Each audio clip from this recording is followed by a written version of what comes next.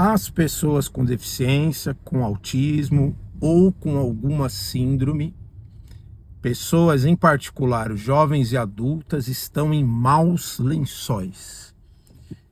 Estava aqui, dentro do longo trabalho que eu realizo como AT, e aliás eu tenho um grupo, que eu vou te pedir a gentileza de seguir lá, que é o Caçadores da Beleza, que é um coletivo que eu coordeno, sou responsável, de inserções, de saídas, de passeios, e um grande diferencial, eu desconheço aqui em São Paulo, não sei se tem no Brasil, que com essa ética do AT, nós realizamos viagens voltadas ao público, que alguns vão falar pessoas com deficiência, outros neurodivergentes, outros. Eu gosto muito da ideia de pessoas com dificuldades no laço social, né?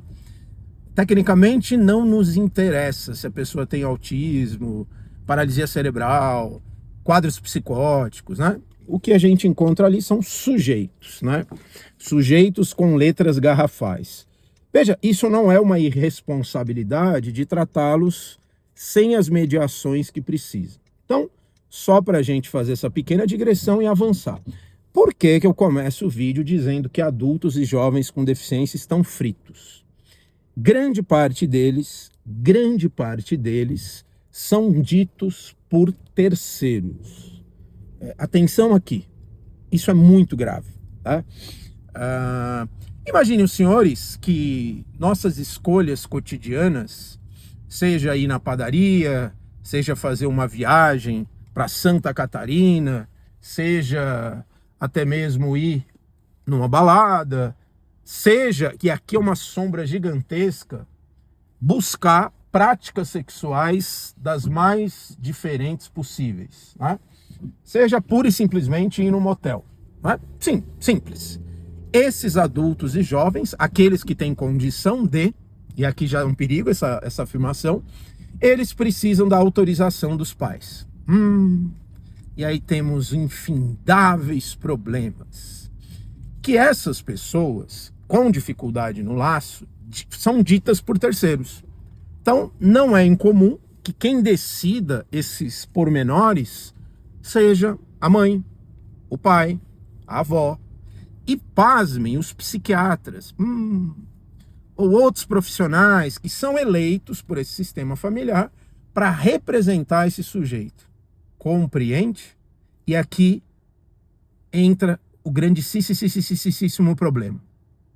Quando você dá a alguém o poder de conduzir a vida de outro alguém, nós entramos num terreno do poder, nós entramos nos riscos de dinâmicas perversas, nós entramos em toda a sorte de bode expiatório, compreende? Então, um adulto e jovem com dificuldade no laço, ele fica aprisionado. Nossa, Milson, mas que cenário cinza, que cenário triste. Você não acredita que pais e mães de jovens e adultos com deficiência possam fazer boas escolhas, conduzir de forma satisfatória o amadurecimento desses filhos, né? Uma vez que eles conhecem como ninguém esses filhos? Você não está satanizando ou demonizando esses familiares? Estou. Oi? Sim, estou. A gente entra aqui num outro território que é quase filosófico, que chega um momento do desenvolvimento de cada ser humaninho nessa terra que ele precisa ganhar asa, ele precisa ganhar céus, ele precisa sair da ingerência familiar. Nenhum pai, nenhuma mãe suficientemente boa tem boas condições de conduzir o amadurecimento dos filhos. Tô dizendo alguma besteira aqui? Então, pense aí comigo. Vocês acham que vocês aí que se consideram neurotípicos, né? Outro nome horrível, ditadura do neuro, vocês acham que o pai e a mãe de vocês saberiam os rolês, os melhores rolês para vocês, ajudariam senhores e senhoras a ter vida sexual, participariam de forma ideal, se a gente pode assim dizer, das escolhas da sua vida adulta? Tem gente que acha, hein? Tem gente que entrega a alma para papai e mamãe em nome de uma pseudoproteção, tá? Mas vejam, senhoras e senhores, aqui é onde temos uma linha de corte problemática, tá?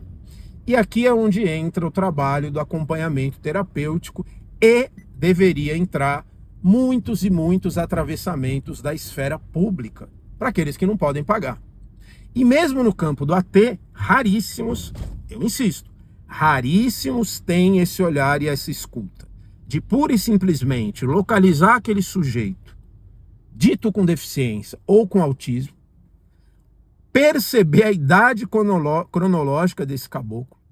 Então, se a gente está falando de um jovem de 16 e de 21, estamos falando de um adolescente, de um adulto. Ah, mas e a idade mental, Milson? Olha, se você é profissional da área da educação da saúde, assassine esse conceito. Jogue-o na latrina de uma rodoviária. Tá? Esqueçam isso. Não existe idade mental. Existem sujeitos que funcionam assim ou assado, não é? Existem sujeitos que são falantes, outros não são falantes. Existem sujeitos com autonomia, outros com média autonomia, outros... Compreende? O conceito de idade mental, ele é violento. Ele é ruim. Ele não ajuda a pessoa com dificuldades no laço. Muito que bem, muito que bem. A partir desse campo do acompanhamento terapêutico, a gente tem um longo trabalho, muitas vezes mais penoso e bonito também, por que não dizer, de convencimento a esses familiares para que esse sujeito possa dar passos além. A gente precisa entender que os familiares, e aqui fazendo o oposto de satanizá-los, né? Se bem que eu acho que Satã é um cara legal, a gente precisa entender que esses familiares são tomados de medo, de pânico, eles veem uma vulnerabilidade nesses filhos frente a um mundo que não é um mundo legalzão, não é? Muitos adaptam sua vida para viver em única e exclusivamente função, para viver única e exclusivamente colados nesses jovens e adultos, não é? E um sem número de processos psicológicos grudam esses familiares nesses jovens e adultos. Então, a gente precisa de mediações, de conquistar o vínculo de confiança e algo como dizer, olha aí, papai, mamãe, vovó, psiquiatra, não é? Deixa com o Beck aqui.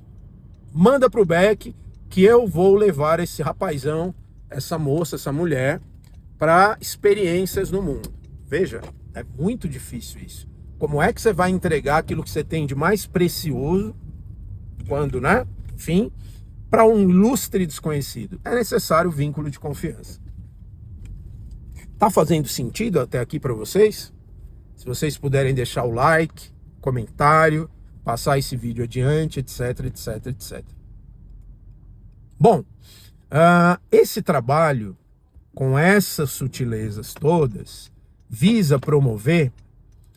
certa vez eu li em algum lugar, achei essa frase, velho, fantástica, aplicável a todo e qualquer ente, eu diria. Então, tamanha a grandiosidade dela, que é a ideia de que você nunca poderá se beneficiar de uma chance que você nunca teve. Gruda isso no seu rim. Você vai pegar essa frase agora com Durepox e Super Bonder, com uma fita da 3M de alta adesividade. Você vai colar isso nos seus chakras, no seu rim e no seu músculo peristáltico. Eu vou repetir. Você nunca poderá se beneficiar de uma chance que você nunca teve. Então, jamais eu posso dizer que esse sujeito, por mais convicto que sejam nossas leituras, por mais convicção que tenhamos, jamais podemos dizer que esse sujeito não é capaz de. Claro, né? Tem exceções a essa regra, mas a aposta obsessiva, obstinada de um profissional que vê sujeito naquele com dificuldade de laço, a aposta é que eu vou levar esse sujeito, não é? Para experiências. experiências, né? Então, quase como os desafios dos teóricos da alfabetização, né?